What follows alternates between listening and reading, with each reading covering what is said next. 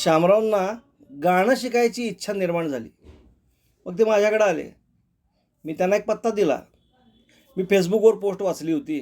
नुकतेच संगीत विशारद झालेले आणि क्लासिकल म्हणजे शास्त्रीय संगीत आणि सुगम संगीत दोन्ही शिकविणारे एक गुरुजी माझ्या ओळखीचे होते. मी त्यांचं नाव त्यांना दिलं. शामराव त्यांच्याकडे गेले. शामराव त्यांच्याकडे गेल्यानंतर त्यांनीसुद्धा त्यांचं स्वागत केलं आणि गुरुजी म्हणाले, हां बोला काय पाहिजे.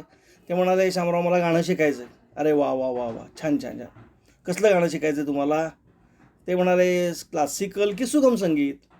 म्हणजे शास्त्रीय तर काय नको, आता माझं वय 60 वर्ष झालं आहे, मला आपलं सुगम संगीत शिकवा. पण सुगम संगीतमध्ये सुद्धा उदित नारायण यांचीच गाणी फक्त पाहिजेत. बाकी कुणाची गाणी नकोत आपल्याला. उदित नारायण यांची गाणी मला शिकवा. हे ऐकल्यानंतर गुरुजींनी सुगम संगीतचा बोर्ड काढून टाकला. फक्त शास्त्रीय संगीत शिकवायला चालू केलं आहे.